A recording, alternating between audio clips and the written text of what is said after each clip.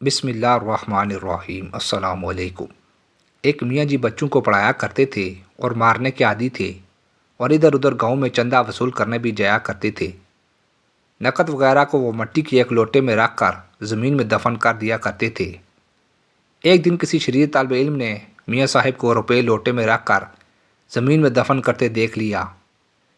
جب میاں صاحب حسب دستور کسی دیہات میں چلے گئے تو لڑکوں نے کسی طرح بازار سے کنجی لا کر کمرہ کھول دیا اور لوٹے کو زمین سے نکال کر اس کا روپیہ حاصل کر لیا اور برتن پھر وہیں دفن کر دیا۔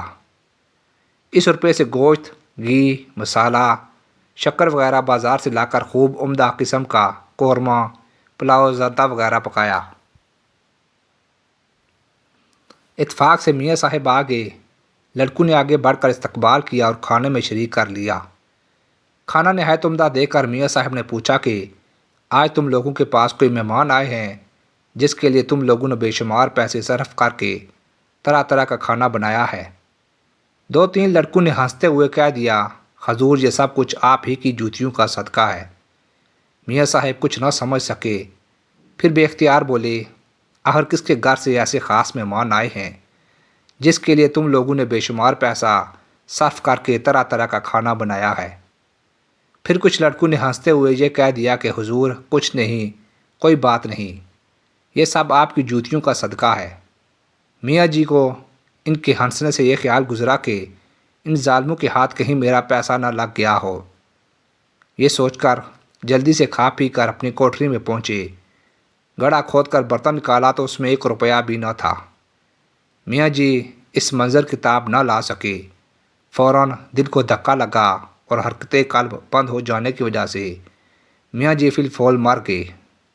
قصبہ تھانہ میں یہ خبر مشہور ہو گئی کہ لڑکوں نے میاں جی کا پیسہ اڑا لیا اور میاں جی صدمے کی تاب نہ لا کر گزر گئے۔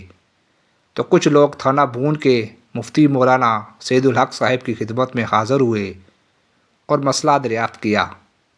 مفتی صاحب نے کہا کہ وہ روپے بہت منحوس ہیں جس سے ایک انسان کی جان چلی گئی، اس لیے طالب علموں کو چاہیے کہ ان کی رقم واپس کر دیں اور میاں صاحب کو جب قبر میں دفن کریں تو ان کے روپے کو بھی ان کے سینے پر چن دیں۔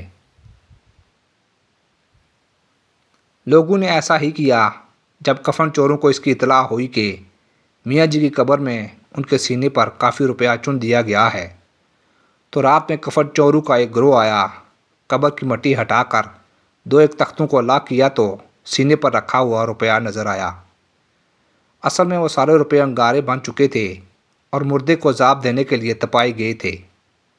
کفن چوروں کے ایک سرگنا نے دیکھتے ہوئے روپے کو لینے کے لیے دو انگلیاں بڑھائیں۔ جب انگلیاں روپے کے قریب پہنچ گئیں تو وہ آگ میں جل اٹھیں۔ کفن چور چلانے لگا، ارے میں جل گیا، جل گیا، اور شدت عذاب سے بلبلاتا ہوا بھاگا۔ سارے کفن چور بھی بھاگے۔ مولانا نے لکھا ہے کہ تھانہ بھون میں اس کفن چور کا واقعہ مشہور ہے کہ اپنی جلی ہوئی انگلی کو ایک بڑے پیالے میں ڈبوتا، تھوڑی ہی دیر میں وہ پانی گرم ہو جاتا تو دوسرے ٹھنڈے پیالے میں فوراً اپنی انگلی ڈبوتا، مگر اس گرم پیالے سے نکال کر دوسرے پیالے میں جب ڈالنے لگتا تو شور مچانے لگتا، ارے میں مر گیا، مر گیا۔ یہ سوزش تھی اس آگ کی جس کے عذاب میں وہ میاں جی مبتلا تھے اور جس کی ذرا سی حرارت سے وہ کفن چور پوری زندگی چلاتا رہا اور شور مچاتا ہوا مر گیا۔ اللہ تعالی ہمیں اس واقعے سے سبق حاصل کرنے کی توفیق عطا فرمائے، آمین یا رب العالمین۔